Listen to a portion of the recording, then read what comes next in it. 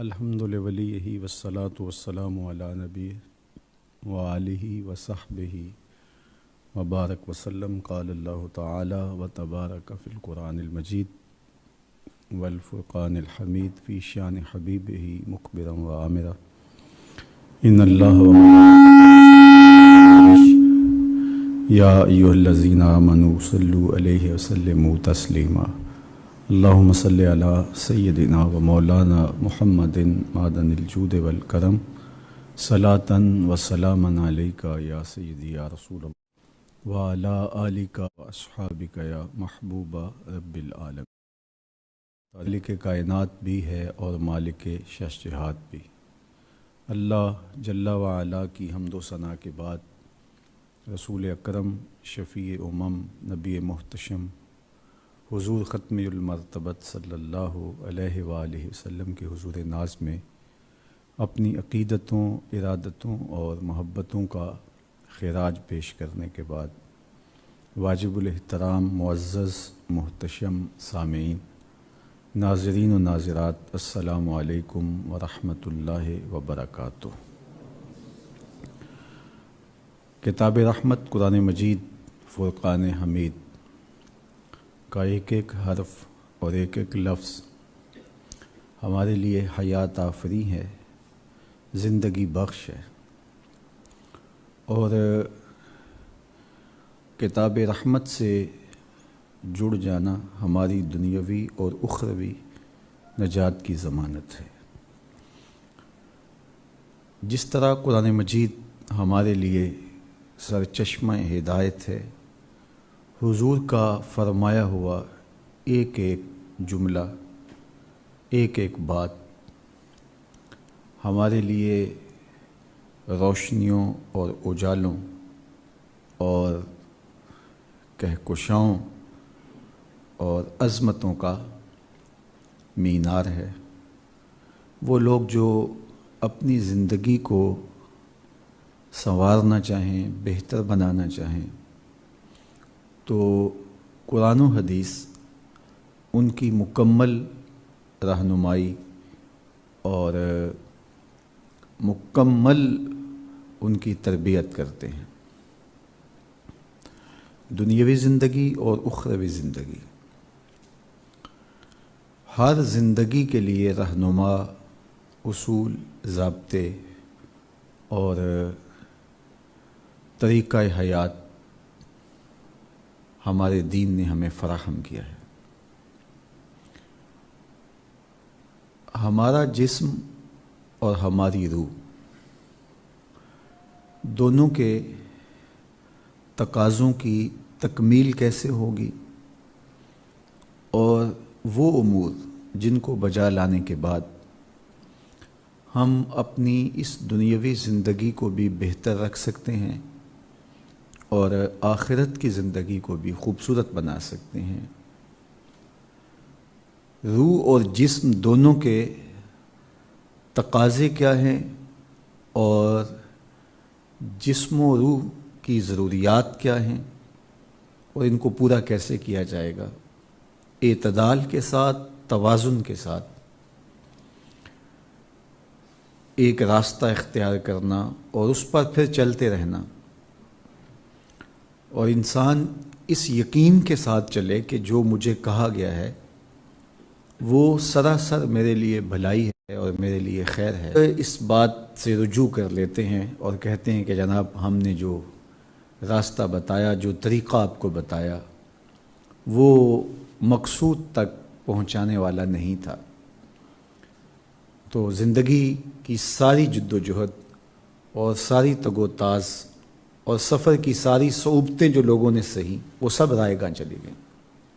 اس لیے ہمیں کسی ایسے ضابطے کو، کسی ایسے قانون کو، کسی ایسے فلسفہ زندگی کو اختیار کرنے کی ضرورت ہے کہ جب ہم اس پہ گامزن ہوں تو ہم چلتے ہی چلے جائیں اور ہمیں کبھی یہ سننا نہ پڑے کہ اوہو جو راستہ ہم نے آپ کو دیا تھا وہ تو درست نہیں تھا.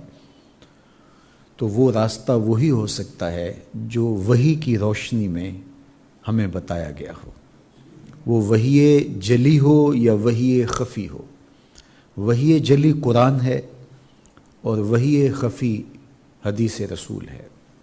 آپ نے کہیں جانا ہے تو آپ کا رخ ادھر سیدھا ہونا چاہیے، پھر سست روی بھی آپ کو منزل تک پہنچا دے گی، اور اگر آپ کی سمت ٹھیک نہیں ہے تو آپ جتنا زیادہ تیز دوڑیں گے اتنا ہی زیادہ منزل سے دور ہٹتے چلے جائیں گے۔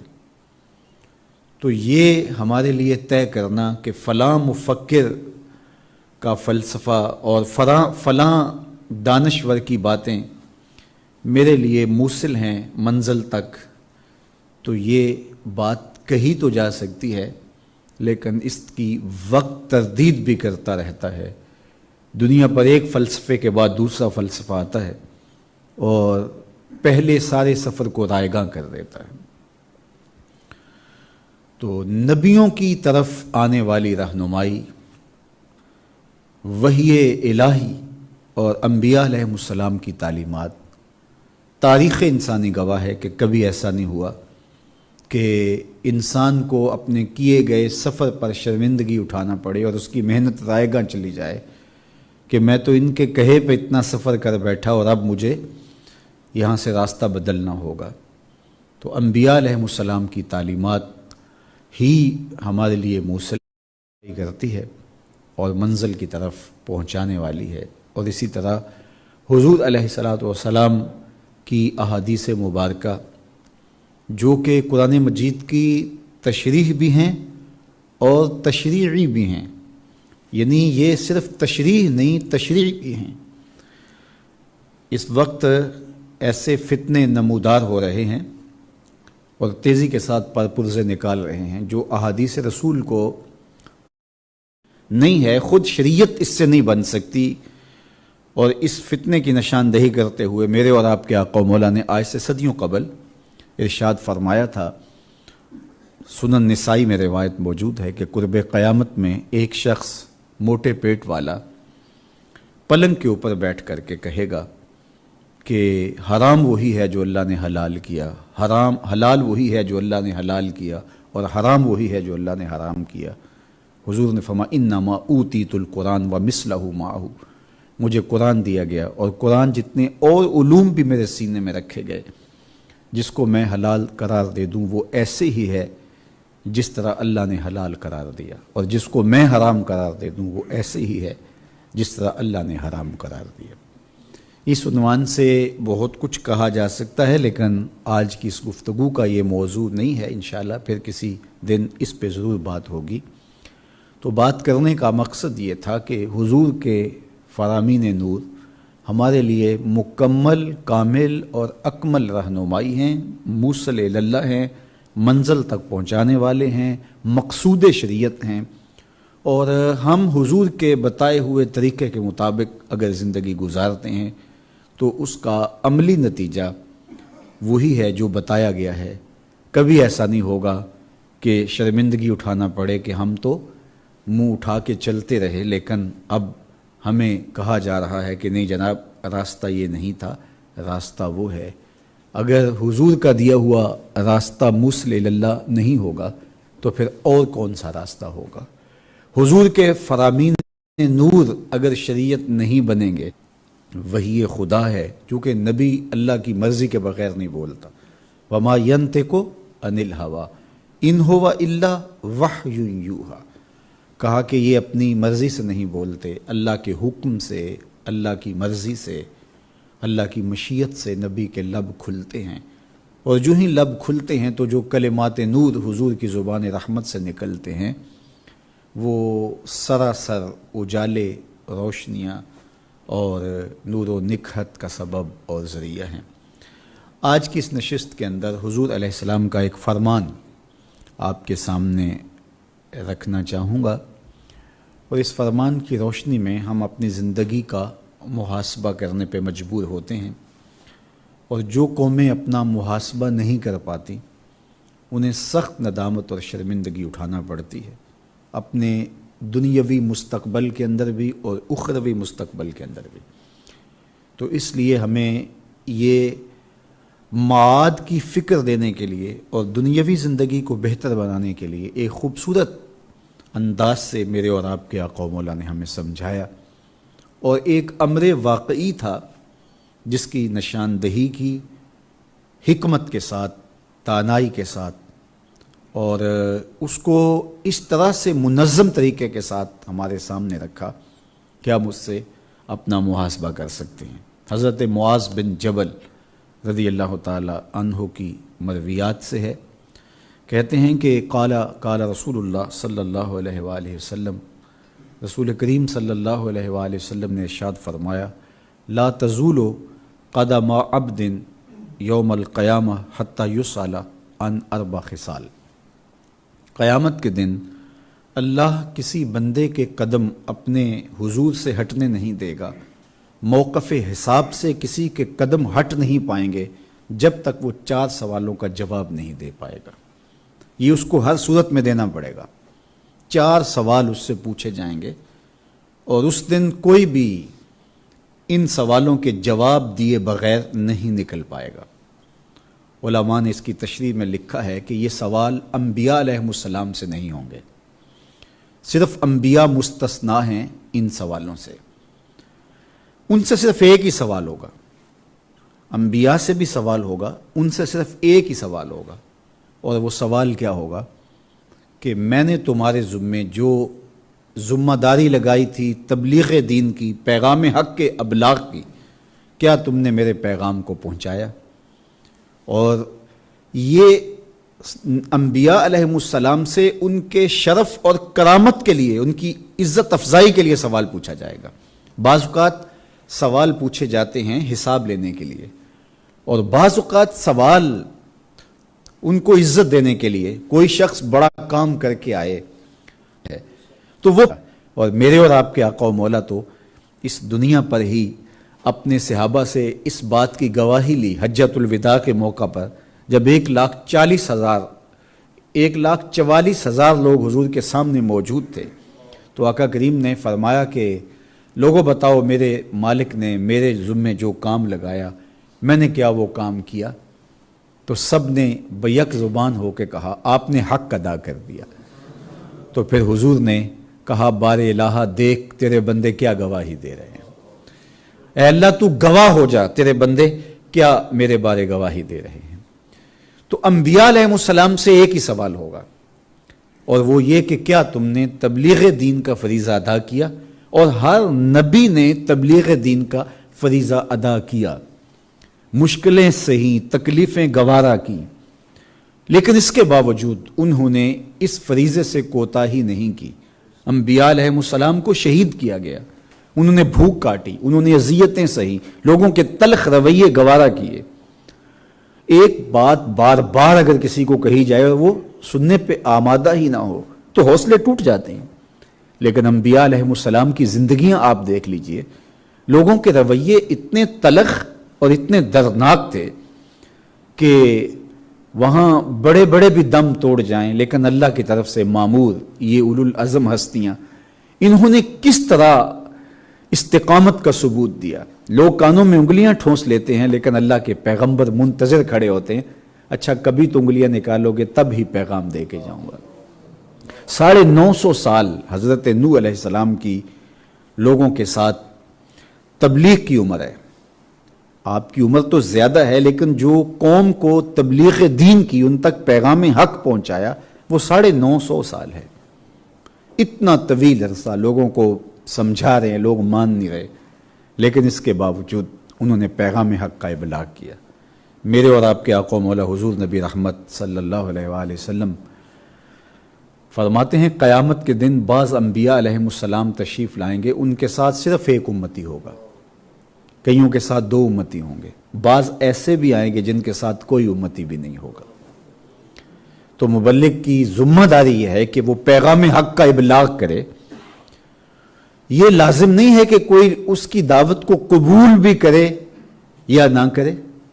بہت سارے انبیاء علیہ السلام آئیں گے، اور یہ بات مبلغ کے لیے کتنی تسلی آمیز ہے کہ جب قیامت کے دن بعض انبیاء آئیں گے کہ جن کے ساتھ کوئی بھی امتی ان کا ماننے والا نہیں ہوگا، تو ایک مبلغ ساری زندگی حق کی بات کہتے ہوئے، پیغام حق کا ابلاغ کرتے ہوئے گزار دیتا ہے، اور ایک شخص بھی ان کی بات نہیں سنتا، تو پریشانی کی ضرورت نہیں ہے۔ یہ تو انبیاء علیہ السلام جو اللہ کی تائید کے سائے میں زندگی گزارتے ہیں، اور ان کی زبان اور ان کا لہجہ اللہ کا ودیت کردہ خاص لہجہ اور اللہ کے حکم سے معمور من اللہ، لیکن وہ بھی ایسے ہوں گے بعض کے لوگ ان کی بات کو قبول نہیں کیا اور وہ اکیلے بارگاہ قدس میں حاضر ہوں گے، لیکن یہ کہیں گے مالک جو ذمہ داری تھی اس میں کوتاہی نہیں ہوئی، وہ ہم نے حق ادا کر دیا۔ تو یہ سوال انبیاء سے نہیں پوچھا جائے گا۔ بعض علماء نے کہا کہ وہ 70,000 لوگ اس امت کے جو بغیر حساب کے جنت میں داخل ہوں گے، ان سے بھی یہ سوال نہیں پوچھا جائے گا۔ باقی اللہ کسی کو اپنے حضور سے ہٹنے نہیں دے گا جب تک اللہ جل شانہ ان سے یہ 4 سوال نہیں کر لے گا۔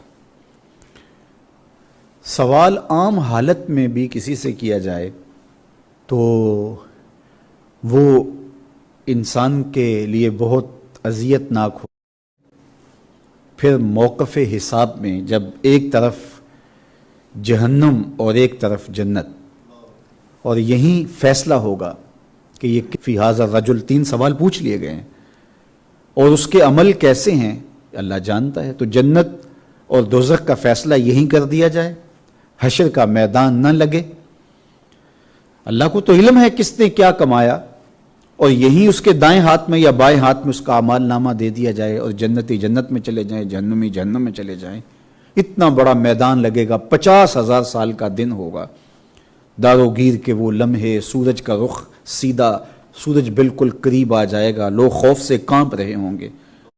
تو اس دن عدالتوں سے بچ نکلتے ہیں، اپنی چالاکی کی نظروں میں اچھے ہوتے ہیں، اثر و رسوخ سے، اپنے مال سے، اپنے تعلقات سے بچ جاتے ہیں، مظلوم کی داد رسی نہیں ہوتی، ظالم ظلم کرنے کے باوجود دودھ سے دھلا ہوا عدالت سے نکل کے سامنے آتا ہے، اور مظلوم خون کے آنسو جو ہے وہ پی کے رہ جاتا ہے کہ ظلم بھی میرے اوپر ہوا اور جیل بھی میں کاٹ رہا ہوں، سزا بھی میں گوارا کر رہا ہوں، اور عدالتوں کے دھکے بھی میں کھا رہا ہوں، اور مجرموں کی طرح میرے ساتھ سلوک کیا جا رہا ہے، اور یہ جس نے زیادتی کی، جس نے ظلم کیا، جس نے دن دہاڑے غضب ڈھایا، قیامت توڑی، تو اس کو کوئی پوچھنے والا نہیں۔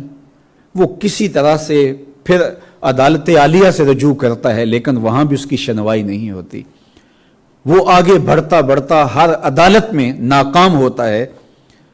ایک عدالت تو ایسی ہونی چاہیے کہ جہاں انصاف کا ترازو صحیح تولے، اور اس دن ظالم کو اور مظلوم کو پتہ چلے کہ انصاف یوں ہوتا ہے۔ تو اللہ جل شانہ نے ایک دن رکھا ہے، دنیا کے اوپر اللہ تعالیٰ نے ڈھیل دی ہوئی ہے، یہاں سب کچھ چل جاتا ہے، لیکن ایک دن اللہ نے ایسا رکھا ہے، تو اللہ اس دن ہر ایک سے یہ 4 سوال کرے گا، قبل اس سے کہ وہ لمحے آئے اور ہمارے پاس تیاری نہ ہو، آج ہی ہم اپنا حساب کر لیں۔ حضرت عمر رضی اللہ تعالی عنہ فرمایا کرتے تھے، حاسبو قبل ان تحاسبو، وزنو قبل ان توزنو، کہا کہ اپنا حساب کر لو قبل اس سے کہ تمہارا حساب کیا جائے، اپنا وزن کر لو کہ قبل اس سے کہ تمہارا نامہ اعمال تولا جائے، تمہارے عمل تولے جائیں۔ اب بھی اپنے عمل تول کے اب دیکھ سکتے ہو، تمہیں پتہ ہے کہ ہم کہاں کھڑے ہو۔ تو آج موقع ہے، یا ایھا الذین آمنوا اتقوا اللہ ولتنظر نفس ما قدمت لغد واتقوا اللہ ان اللہ خبیر بما تعملون۔ ارشاد فرمایا، اے ایمان والو، ہر جان یہ سوچے اس نے آنے والے کل کے لیے آگے کیا بھیجا ہے، واتقوا اللہ، اور اللہ سے ڈر جاؤ، بے شک جو تم کرتے ہو تمہارا رب اس سے باخبر ہے۔ تو آج میں اور آپ آخرت کے لیے تیاری کر لیں، اور یوم حساب میں ہم سے جو سوال پوچھے جائیں گے وہ سوال بتا دیے، قبر میں جو سوال ہوں گے ان سوالوں کا بھی حضور نے بتا دیا کہ وہ 3 سوال ہوں گے۔ اتنا شفیق بھی کوئی ہو سکتا ہے، ہمیں بتا دیا کہ آپ تیاری کرنا تمہارا کام ہے۔ اب یہاں حشر کے دن ہر بندے سے سوائے انبیاء علیہ السلام سے، یا وہ 70,000 لوگ جن کو بغیر حساب کے اللہ جنت میں داخل کرے گا، باقی ہر ایک سے اللہ تعالیٰ جل شانہ یہ سوال کرے گا۔ سب سے پہلا سوال جو ان سے کیا جائے گا وہ یہ ہوگا کہ अन उम्र ही फीमा अफना हो, उम्र के बारे में पूछा जाएगा कि तूने अपनी उम्र कहाँ गुजारी। उम्र अल्लाह की नेमत है। अल्लाह ताला जल्ला शानहू ने हमें मोहलत अता की है और हमें खैर और शर सब बताए हुए हैं। अच्छाई क्या है, बुराई क्या है, ये हमारी तबा में भी रखी गई है। अम्बिया अलैहिमुस्सलाम के ज़रिए, कुतुब के ज़रिए, सहाइफ के ज़रिए, सालिहीन के ज़रिए ये सब कुछ हमारे सामने खोल के रख दिया गया है। इन्ना हदैनाहुस्सबील इम्मा शाकिरा व इम्मा कफूरा, हमने तुम्हें दोनों राहें दिखा दी हैं, अब तुम्हारी मर्जी है कि तुम किस रास्ते पे चलो। दुनिया के ऊपर तुमको उसने फ्री हैंड दिया है, तुम अगर बाएं रास्ते पे चलना चाहो तो वो रोकता नहीं है, लेकिन उसकी मंशा ये है कि तुम जो है वो सबीले यमीन पे दाएं रास्ते पे चलो, और वो जन्नत की राहें हैं। लेकिन बहरहाल अगर तुम गलत राहों पे चलना चाहो तो चल सकते हो। तो दुनिया के ऊपर तुम्हें तुम्हारा इख्तियार है, और इख्तियार की वजह से ही सवाल होगा। जिसका इख्तियार नहीं उसको सवाल नहीं होगा। जो शख्स ज़हनी तौर पे माजूर है उससे सवाल नहीं होगा, इसलिए कि उसको पता ही नहीं है। सवाल तो आकिल से होगा। तो इसलिए ये इख्तियार है और तुम्हें बता दिया गया है कि खैर क्या है या शर क्या है। अच्छा, तो उम्र के बारे में तुमसे सबसे पहला सवाल किया जाएगा कि उम्र कहाँ गुजारी है। उम्र के एक एक लम्हे का तुमसे सवाल किया जाएगा, चाहे वो बुढ़ापा है, वो उम्र के लम्हे चाहे जवानी के हैं। और एक हदीस में जवानी का अलग जिक्र किया गया, जिस तरह यही हदीस जो मैंने आपके सामने रखी, ये हज़रत मुआज़ बिन जबल रज़ियल्लाहु ताला अन्हु से, कि तुम्हारी उम्र के बारे में तुमसे सवाल किया जाएगा। और दूसरा इरशाद फरमाए अन शबाबिही फीमा अबला हो, जवानी के बारे में पूछा जाएगा कि जवानी कहाँ बसर हुई। बाज ने यहाँ अन जसद ही फीमा अबला हो, इब्ने हब्बान ने और इमाम तिरमजी ने जो हदीस रिवायत की है उसमें ये लफ्ज़ बयान किए हैं कि जिस्म के बारे में सवाल होगा, यानी जिस्म के एक एक उज़व से पूछा जाएगा। तुमसे पूछा जाएगा तुम्हारे हाथों ने क्या किया, तुम्हारी आंखों ने क्या किया, तुम्हारे कान क्या सुनते रहे, तुम्हारी ज़ुबान क्या बोलती रही, तुम्हारे कदम उठ के किन राहों का सफ़र करते रहे। तुम्हारे एक एक उज़्व बदन के बारे में तुमसे पूछा जाएगा। तो वहाँ जिस्म का लफ्ज़ है। और इस हदीस के अंदर शबाब का, जवानी का जिक्र है, उम्र का जिक्र भी है और जवानी का जिक्र भी है। तो जब उम्र के बारे में पूछ लिया गया था तो फिर जवानी का अलग से क्यों पूछा गया। तो कहा कि जो जवानी है ये उम्र का खुलासा है, और अमूमी तौर पे गुनाह की ज़िंदगी जवानी की ज़िंदगी होती है, और जिसने जवानी को संभाल लिया उसका बुढ़ापा भी खूबसूरत हो गया। और जो जवानी को संभाल ना सका तो उसके पल्ले फिर बाकी बचा ही क्या। इसीलिए इरशाद फरमाया गया कि वशाबुन नशअ फी इबादतिल्लाह, वो जवान जिसकी जवानी अल्लाह की इबादत में गुजरती है, कल क़यामत के दिन जब कोई साया नहीं होगा अल्लाह उस जवान को अपने अर्श का ठंडा साया अता फरमाएगा। तो जवानी को संभाल के रखना, कहते जवानी मस्तानी होती है। ये शबाब के लम्हे आवारगी के लम्हे होते हैं, इंसान कंट्रोल नहीं कर पाता। लेकिन अगर अल्लाह का खौफ उसके सीने में हो, उसकी मोहब्बत उसके रगो रेशा में महवे नफूज हो, तो फिर जवानी में तौबा करने वाले और जवानी में अल्लाह की रज़ा जोई के लिए कोशिश होने वाले अल्लाह की ख़ास रहमतों और करम नवाजियों से माला माल होते हैं। एक रिवायत में आता है इन्नल्लाह युहिब्बुश्शाबत ताइब, अल्लाह ताला जल्ला शानुहु तौबा करने वाले जवान से बहुत ज़्यादा मोहब्बत फरमाता है। बुढ़ापे में भी तौबा नसीब हो जाए तो बड़ी बात है, वरना ऐसे लोग भी होते हैं कि बूढ़े भी हो जाते हैं और बदकारियां नहीं छोड़ते, गुनाह नहीं छोड़ते। मियाँ साहब ने शायद ऐसे लोगों को ही कहा था कि हड्डियां कंबन गोडे खड़कन ते उड़ गया लक तेरा, अजय भी बदियों बाज ना आयो जियो मरद दलेरा। क्या जुर्रत है तेरी, फमा अस्बरहुम अलन्नार। अल्लाह फरमाता है लोगों का आग पर कितना हौसला है, कितनी डटाई के साथ। बुढ़ापा हो जाता है, दाढ़ी सफेद हो जाती है। शेख सादी फरमाते हैं कि तेरी दाढ़ी तेरे बाद अजीजत गुज़श्त मिजाजे तुअज़ हाल तिफली न गश्त, کہا تیری 40 سال عمر بیت گئی لیکن بچپنے والی حالت تیری ابھی بھی نہیں گئی. ابھی وہ پنجابی میں کہتے ہیں کہ نانا بن گیا پر دانا نہ بنا. تو بڑھاپا بھی ہو جاتا ہے لیکن اس کے باوجود کچھ لوگ بدلتے نہیں ہیں, اور جنہوں نے بدلنا ہوتا ہے وہ بچپن میں ہی صالحیت کی راہوں کے مسافر ہوتے ہیں, اور جوانی میں تو جو نیک راہوں کا مسافر ہوتا ہے وہ اللہ کا محبوب ہوتا ہے. نیک شخص جب, نوجوان شخص جب توبہ کرتا ہے خوشی سے اللہ کا عرش بھی جھومنے لگتا ہے, فرشتے بھی آفریں آفریں کرنے لگتے ہیں یہ کون شخص ہے. تو جوانی کی توبہ اللہ کو بہت محبوب ہے. تو کہا کہ یہ پوچھا جائے گا کہ تو نے جوانی کیسے گزاری. دعا کرو کہ قیامت کے دن جب ہم سے سوال ہو تو ہمارے جوان اس کا جواب یہ دے, مالک ہماری جوانی سجدوں میں گزری تھی. تو وہ جوان جس کی جوانی اللہ کی یاد میں بسر ہوئی ہوگی تو پھر وہ اللہ کو عرض کرے گا کہ مالک جوانی تو تھی, شباب کی جولانیاں تو تھی, جوانی مستانی بھی کہلاتی تھی, میرے معاصر میرے ہم عمر شباب کی لذتوں میں کھوئے ہوئے تھے, لیکن مالک میری پیشانی سجدے میں تیرے حضور جھکتی تھی اور میری آنکھیں تیرے حضور آنسوں کا خراج پیش کرتی تھیں. پھر میرا مالک اس جوان کو کتنی کرم نوازیوں سے مالا مال کرے گا.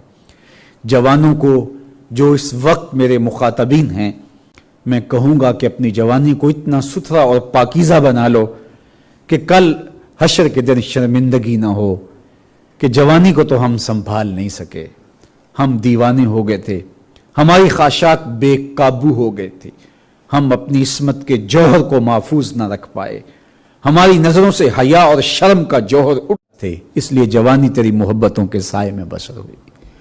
تو یہ شباب کے بارے میں پوچھا جائے گا. اور تیسرا سوال بندے سے جو پوچھا جائے گا وَأَنْ مَالِهِ مِنْ أَيْنَ اكْتَسَبَهُ وَفِيمَ أَنْفَقَهُ, مال کے بارے میں پوچھا جائے گا کہ مال کمایا کہاں سے, کس طرح سے کمایا اور اس کو خرچ کہاں کیا. بعض احادیث کے اندر 5 سوالوں کا ذکر ہے, تو اس سوال کو 2 حصوں میں تقسیم کر کے وہاں ذکر کیا گیا ہے. مال کہاں سے کمایا یہ سوال پوچھا جائے گا, مال خرچ کیسے کیا یہ پوچھا جائے گا. لیکن حدیث معاذ میں ان 2 چیزوں کو ایک جگہ جمع کیا گیا ہے. چونکہ مال کے متعلق سوال ہوگا تو مال کے متعلق 2 سوال ہوں گے, کمایا کیسے اور خرچ کیسے کیا. یعنی مال کا کمانا عمومی طور پہ ہم اس پہ تو زور دے دیتے ہیں کہ مال حلال ذریعے سے کمانا چاہیے, کسی سے زیادتی نہیں کرنی چاہیے, جھوٹی قسم سے مال نہیں کمانا چاہیے, کسی کو دھوکہ دے کے مال نہیں کمانا چاہیے, مال کمانے کے ذرائع اچھے ہونے چاہیے, یہ اس پر تو ہم توجہ دیتے ہیں. لیکن سوال یہ بھی ہوگا کہ صرف یہ مسئلہ نہیں ہے کہ تم نے کمایا کیسے, یہ بھی مسئلہ ہے کہ تم نے مال کو خرچ کہاں کیا, مصرف کیا تھے اس کے, فضول خرچی میں اسراف میں تو وہ مال حلال کی کمائی تم نے ضائع تو نہیں کر دی. تو آج یہ سوال اس کی ہمیں تیاری کرنی ہوگی. بہت سارے لوگ ہیں جو مال کماتے ہوئے اس کو بھول جاتے ہیں کہ ہم مال کیسے کما رہے ہیں. فرمایا کہ میری امت پہ ایک ایسا زمانہ آئے گا کہ لوگ اس بات کو فراموش کر دیں گے کہ جو ان کے پاس مال آ رہا ہے وہ حلال ذریعے سے آ رہا ہے یا حرام ذریعے سے آ رہا ہے. مال کی محبت اس قدر غالب ہو جائے گی کہ حلت اور حرمت اٹھ جائے گی. اور جب کوئی شخص اس مقام پہ پہنچ جاتا ہے, مال کے لیے اس کی طبع کے اندر جو ایک چیز رکھی گئی ہے وہ تو ایک انسانی فطرت ہے, لیکن جب وہ طمع اس قدر بڑھ جائے کہ انسان اس مال کو جس کی محبت اس کے سینے میں رکھی گئی ہے اس طرح بڑا ہوا پائے اس مال کی محبت کو کہ پھر اس کو یہ تمیز ختم ہو جائے کہ حلال ذریعے سے ہے یا حرام ذریعے سے ہے, تو پھر سمجھو کہ اس نے قیامت کے دن اللہ کے حضور اس سوال کی جواب دہی اور اس سوال کے حوالے سے جو اس سے پوچھا جائے گا اس میں سخت شرمندگی کا اہتمام کر لیا ہے, سخت رسوا ہوگا اس نے. تو ہر صورت کے اندر وہ ذرائع اختیار ہمیں کرنے ہوں گے جو حلال ہیں, بلکہ مال کمانا چاہیے, حلال ذرائع اختیار کرنے چاہیے, بلکہ ہمیں اقدار کو بھی نہیں چھوڑنا چاہیے. بعض کا تو ہوتا حلال ہے لیکن اس میں خست اور کمینگی آ جاتی ہے، اس کو حاصل کرتے ہوئے انسان چھچھورا بن جاتا ہے۔ اپنے وقار کو بھی مجروح نہیں ہونے دینا چاہیے۔ جو اقدار عالیہ ہیں، اچھے اخلاق ہیں، ان سے بھی ہٹ کر کے کہ مال کی محبت اتنی ہو جائے کہ تم اخلاقیات کی قربانی دے دو، مال کی محبت ہو جائے کہ تم اقدار کی قربانی دے دو، کماتے تو تم حلال ہو لیکن تم اقدار کو ضائع کر رہے ہو، تم اخلاقیات کی قربانی دے رہے ہو، تم چھچھورے بن گئے ہو۔ تو یہ بھی طریقہ کار ہمارے دین نے جو ہے وہ اس سے بھی منع کیا ہے کہ تم اپنی حفاظت کرو، اپنی آبرو کو لٹنے نہ دو اور اقدار کی قربانی کبھی نہ دینا۔ ایک صحابی گھوڑا خریدنے گیا کسی سے، تو اس نے اس کی قیمت پوچھی تو اس نے کہا کہ اس کی قیمت اتنی ہے، 500 روپے اس نے فرض کرو بتائے۔ تو کہا کہ یہ گھوڑا تو جس نسل سے ہے اور جو اس کی صورتحال ہے یہ تو اتنا سستا نہیں لگتا۔ تو اس نے کہا کہ جناب ہے تو یہ گھوڑا قیمتی لیکن میری کوئی مجبوری ہے، تو میں اس مجبوری کی وجہ سے اس کو سستا فروخت کر رہا ہوں۔ تو صحابی نے کہا نہیں، جو اس کی قیمت ہے میں اس قیمت کے مطابق تم سے لوں گا، کہ ہمارے آقا و مولا نے ہمیں مال خریدنے کا کہا ہے، لوگوں کی مجبوریاں خریدنے کا نہیں کہا۔ اور آج ہمارے کاروبار میں کیا چلتا ہے کہ یہ پلاٹ ہے، اس کی قیمت تو 50 لاکھ روپے ہے لیکن اس نے بیٹیوں کی شادی کرنی ہے، اس کی مجبوری ہے، تو وہ 40 لاکھ میں بیچ رہے ہیں۔ اس کی کوئی اور مجبوری ہے، وہ قرض تلے پھنس گیا ہے، دب گیا قرض تلے، اس لیے یہ 40 لاکھ روپے کا بیچ رہا ہے۔ تو وہ بھی کہ اچھا وہ مجبور ہے تو ٹھیک ہے ابھی میرے نام کر دو۔ تو بیچنے والا بھی اس کی مجبوری بتا رہا ہے اور فخر سے بتا رہا ہے، اور جو خریدنے والا ہے وہ بھی اس مجبوری پر کہتا ہے بس دیر نہ کرو، ڈن میری طرف سے۔ مجبوری کیا ہے؟ اس کی بیٹیاں جوان ہیں اور اس کے پاس ایک ہی پلاٹ ہے اور اس نے یہ بیچ کر کے بیٹیوں کی شادی کرنی ہے۔ اور جو مجبوری خرید رہا ہے اور مجبوریوں کی سودے بازی کروا رہا ہے وہ ارب پتی ہے، کروڑ پتی ہے۔ تو اس کو برا بھی نہیں سمجھا جاتا، اور اس کو ہمارے معاشرے کے اندر تو کھلے بندوں کہا جاتا ہے۔ یہ ایک طریقہ ہے، ایک فن قرار پایا ہے مال بیچنے کا، جبکہ اقدار کی بھی قربانی نہ دو اور اخلاقیات بھی کی قربانی بھی نہ دو۔ تو اچھے ذریعے سے، خوبصورت انداز سے، ہمارے دین نے ہمیں دوسرے پر بولی دینے سے منع کیا گیا، تو شانوں کا مالک ہے، لیکن سہل عطا کر۔ بہت زیادہ پیچیدگیاں بعض کاموں میں ہوتی ہیں، بندے کے لیے خوش قسمتی یہ ہے کہ اس کا کاروبار اس کے گھر کے قریب ہو، آسان طریقہ ہو حصول رزق کا۔ تو اللہ جل شانہ سے رزق حلال طلب کریں۔ حرام مال جب ہاتھ میں آتا ہے تو سکون اس کے ساتھ ہی رخصت ہو جاتا ہے۔ یہ دونوں چیزیں ایک گھر میں نہیں رہ سکتی، سکون رہے گا یا حرام مال رہے گا۔ اگر حرام مال آ گیا تو سکون ساتھ ہی روانہ ہو جائے گا، اللہ کی رحمتیں بھی رخصت ہو جائیں گی۔ حرام مال سے پلا ہوا جسم اور حرام لباس پہن کر کے دعا مانگنے والا شخص تہجد کے مصلے پہ دعا مانگے یا صحن حرم میں مانگے، اس کی دعا قبول نہیں ہوتی۔ یہ میرے کوئی جذباتی لفظ نہیں ہیں، یہ اللہ کے محبوب علیہ السلام کا فرمان ہے۔ حضور نے ایک طویل حدیث کے اندر ذکر کرتے ہوئے آخر میں فرمایا اور ذکر کیا ایک شخص کا جو لمبا سفر کاٹ کے آیا ہے اور سفر کی صعوبت کی وجہ سے اور لمبے سفر کی وجہ سے اس کے بال گرد آلود ہیں اور بکھرے ہوئے بال، پراگندہ صورت، یہ مد و یدیہ، ہاتھوں کو لمبا کر کے کعبۃ اللہ کے سامنے کھڑا ہو کے دعا مانگ رہا ہے۔ حرم کا صحن، مسافر کعبۃ اللہ دعا کے لیے پھیلائے ہوئے ہیں، یا رب یا رب یہ پکار رہا ہے، لیکن وَمَطْعَمُهُ حَرَامٌ وَمَشْرَبُهُ حَرَامٌ وَغُذِّيَ بِالْحَرَامِ فَأَنَّىٰ يُسْتَجَابُ لَهُ۔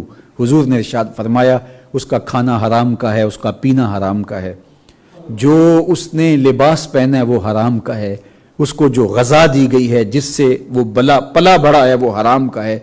میرے حضور کہتے ہیں صحن حرم میں تو کھڑا ہے، ہاتھ تو لمبے لمبے کر کے دعا مانگ رہا ہے، گرد آلود بال ہیں اس کے، بکھری ہوئی صورت حال ہے، اس پہ ترس آئے کیوں نہ آئے، لیکن کہا چونکہ حرام کا رزق کھائے ہوئے ہے کعبے میں بھی محروم رہے گا، اس کی دعا قبول نہیں ہوگی۔ علماء نے لکھا ہے کہ اگر رزق پاک نہیں ہے تو نیک لوگوں کی دعاؤں سے بھی حصہ نکال دیا جاتا ہے، یعنی ایک تو اس کی اپنی دعا قبول نہیں ہوگی، دوسرا نیک لوگ جو دعائیں مانگتے ہیں اللہ پوری امت پہ رحم کر، پوری امت کی خیر فرما، تو اس شخص کا حصہ اس کے مال سے، ان کی دعاؤں سے، نیک صالحین لوگوں کی دعاؤں سے نکال دیا جاتا ہے۔ تو قیامت کے دن اللہ اپنے حضور سے بندوں کے قدم ہٹنے نہیں دے گا جب تک یہ سوال نہیں پوچھ لے گا کہ تم نے رزق کمایا کہاں سے۔ آج اگر حکومت پوچھ لیتی ہے کہ یہ مال کہاں سے آیا، یہ بلیک منی ہے یا وائٹ منی، تو لوگوں کو جان کے لالے پڑ جاتے ہیں، اور پھر ساری رات جو ہے وہ ٹیبل پہ وکیل بھی بیٹھا ہوتا ہے کہ کسی طرح سے ہم اس مشکل سے نکل جائیں اور ثابت کریں کہ یہ مال ہمارا کمایا ہوا ہے۔ یار حکومت پوچھ لے تو راتوں کی نیند اڑ جاتی ہے جب رب نے پوچھ لیا، اور وہ پوچھے گا، قدم ہٹنے نہیں دے گا، وہ پوچھے گا من این اکتسبہ، کہاں سے کمایا، اور پھر دوسرا سوال ہوگا کہ وفیما انفقہ، اس کو خرچ کہاں کیا، فضول خرچی میں تو نہیں اڑا دیا۔ ہمارے مالک نے تو ہمیں جو مال ہے اس کو بے وقوف لوگوں کے ہاتھوں میں دینے سے منع کیا ہے۔ بچے ہیں جو مال کے مصرف کو نہیں جانتے، اس طرح گھر کی وہ خواتین جو مال کے مصرف کو اچھی طرح نہیں سمجھتی اور فضول خرچی کرتی ہیں، تو شوہر کی ذمہ داری ہے کہ وہ اخراجات کنٹرول کرے۔ یہ اس آیت کریمہ کی شرح کے اندر علماء نے لکھا کہ بے وقوفوں کو مال نہ دو، چونکہ وہ اگر غلط جگہ پہ خرچ کریں گے جہاں خرچ نہیں کرنا چاہیے تھا تو اس کا حساب آپ کو دینا پڑے گا۔ تو مال کو خود بھی ایسی جگہ پہ خرچ نہ کریں، اور مال کا امین ان کو نہ بنائیں جو ایسی جگہ پہ خرچ کریں جو اس کا مصرف نہیں ہے۔ تو جو مال فضول خرچی میں اڑا دے تو اس سے بھی پوچھا جائے گا، اور جو حرام میں لگائے، سراسر حرام میں لگائے، اس مال سے عیش و عشرت کرے، اس مال سے رشوت دے کے کسی کا حق چھینے، اس مال سے کسی پر ظلم کروائے، کسی پر زیادتی کروائے، تو کیا اس کو حساب نہیں دینا پڑے گا؟ تو ایک ایک پائی کا حساب دینا پڑے گا، ایک ایک پیسے کا حساب دینا پڑے گا۔ تو مال کے بارے میں یہ دو سوال کیے جائیں گے، کمایا کیسے اور خرچ کیسے کیا۔ اور چوتھا سوال جو قیامت کے دن ہر بندے سے پوچھا جائے گا، اور اس کے جواب دیے بغیر وہ موقف حساب سے ہٹ نہیں سکے گا، وہ یہ ہے وَعَنْ عِلْمِهِ مَاذَا عَمِلَ فِيهِ، اس کے علم کے بارے میں پوچھا جائے گا کہ تو نے علم پر کہاں تک عمل کیا۔ ضروریات دین کا علم سیکھنا لازم اور واجب ہے، ضروری ہے۔ تفصیلی علوم سیکھنے تو وہ فرض کفایہ ہیں، محلے میں، بستی میں، علاقے میں ایک آدمی تفصیلی علوم سیکھ لے تو کافی ہوگا، باقیوں کی کفایت ہو جائے گی۔ لیکن اگر کسی علاقے میں، کسی شہر میں ایک بھی عالم نہ ہو تو سب گناہ گار ہوں گے۔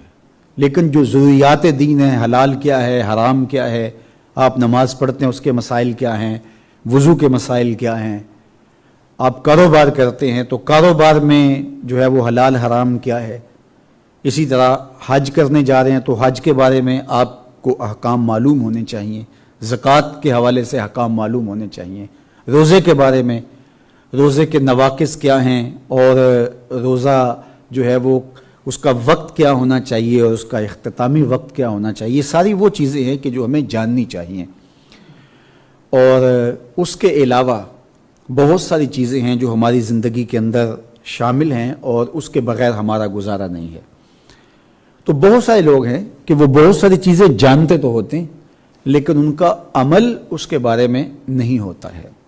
ان سے پوچھ لیں کہ یہ چیز حلال ہے یا حرام ہے تو وہ بتائیں گے کہ یہ حلال ہے یا حرام ہے، لیکن ان کا عمل دیکھو تو اس سے مختلف ہوتا ہے۔ تو قیامت کے دن اللہ جل شانہ پوچھے گا کہ تو نے جو علم پڑھا، جو سیکھا، اس پہ عمل کہاں تک کیا۔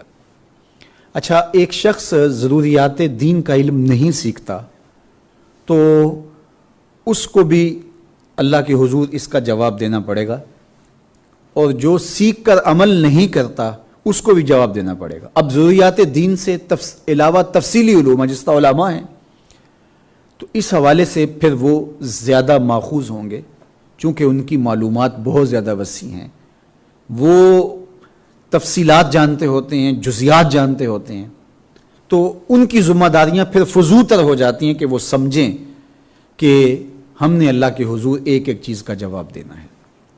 اسی لیے اعلی حضرت عظیم البرکت نے طبقہ علماء کو نصیحت کرتے ہوئے کہا کہ اگر تم نے مکروہ تنزیہیہ کا ارتکاب کیا تو لوگ مکروہ تحریمیہ میں مبتلا ہو جائیں گے، اور اگر تم نے مکروہ تحریمیہ کا ارتکاب کیا تو لوگ حرام میں پڑ جائیں گے۔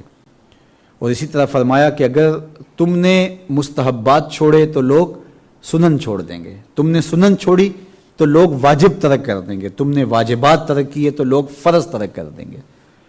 تو اس لیے یہ طبقہ زیادہ ذمہ دار پھر بن جاتا ہے، چونکہ لوگ ان کو دیکھ کر کے جو ہے وہ اپنے قبلے درست کرتے ہیں، اپنے عمل کو ٹھیک کرتے ہیں۔ ان کا خراب ہو جانا، ان کا صحیح ہو جانا لوگوں کے خراب اور صحیح ہو جانے کا ذریعہ ہوتا ہے۔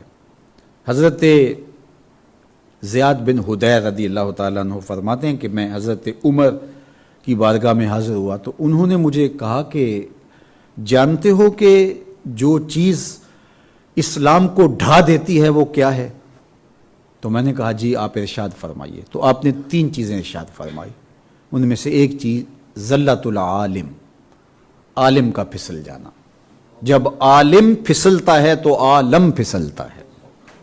وہ ایک خاتون تھی نا کہ ہاتھ کے اندر گڑا اٹھائے پانی بھرنے کنویں پہ گئی، تو وہاں ایک بزرگ عالم دین تھے، تو جگہ میں پھسلن تھی، تو جب وہ گزرنے لگی تو انہوں نے کہا ذرا سنبھل کے قدم رکھنا، تو اس نے وہیں قدم روک لیے اور گھڑا رکھ دیا، اور حضرت سے مخاطب ہو کے کہنے لگی حضرت اگر میں پھسل گئی تو کیا ہوگا؟ گھڑا ٹوٹ جائے گا، بازار سے 2 آنے کا اور لے آؤں گی، اور اگر آپ پھسل گئے تو کچھ بھی نہیں بچے گا۔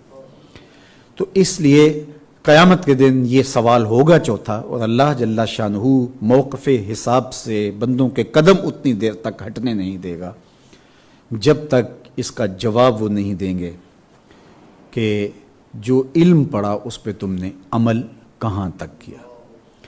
اللہ کی بارگاہ میں یہ دعا مانگیں کہ اللہ ہمیں ان 4 سوالوں کے جواب دینے کے لیے عملی تیاری کی توفیق عطا فرمائے۔ عمر کا ایک ایک لمحہ قیمتی جانیں، شباب کی گھڑیاں اور حسین لمحات یاد الہی میں بسر کریں، حلال کمائیں، ہر صورت میں حلال کمائیں، جو ہمارے مقدر میں لکھا ہے وہ ہمیں ہر صورت میں ملے گا، یہ ہو نہیں سکتا کہ نہ ملے۔ صحیح حدیث میں آتا ہے جب بچہ شکم مادر میں ہوتا ہے 120 دن کا، 4 ماہ کا، تو جب وہ شکم مادر میں ہوتا ہے تو فرشتہ آ کے اس کی عمر بھی لکھ جاتا ہے، اس کا شقی و سعید بھی ہونا لکھ جاتا ہے، اور اس کا رزق بھی لکھ جاتا ہے۔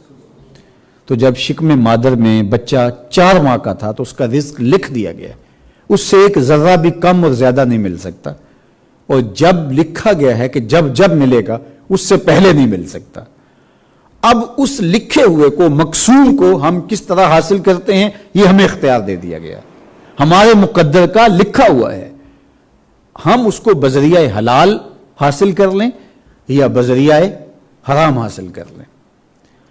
وہ کوئی چیز بانٹ رہا تھا تو اس نے تو اس حساب سے دریا دلی کے ساتھ تیاری کی تھی کہ اتنے لوگوں کی توقع ہے کہ جو مجھ سے یہ وصول کرنے والے ہوں گے، تو اس سے زیادہ اس نے تیاری کر رکھی تھی، تو وہ ایک ایک کو دے رہا تھا، اور ایک آدمی آگے بڑھا، اس نے جھپٹ کے اپنے حصے کا سامان چھین لیا، سب اس کو گھور کے دیکھنے لگے۔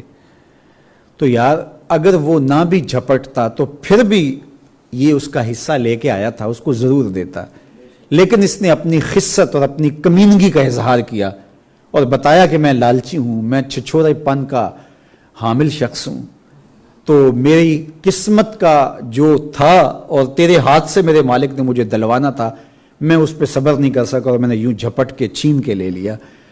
تو اللہ نے مخلوق کو پیدا کیا ہے، ان کا حصہ لکھا ہے کتنا ہوگا۔ اب کوئی اللہ کی رضا کے دائرے میں رہ کے اس کی مرضی کے مطابق حاصل کرے تو اللہ کی رحمتیں برستی ہیں، اور اگر وہ حرام ذریعے سے حاصل کرے تو اللہ کی ناراضگی مول لیتا ہے۔ ملے گا بہرحال وہی جو ہمارا مقسوم ہے، لیکن اب ہماری مرضی ہے کہ ہم اس کو کس طرح حاصل کرتے ہیں۔ اور چوتھی چیز ارشاد فرمائی کہ علم کے بارے میں سوال ہوگا کہ تم نے اس پر عمل کہاں تک کیا۔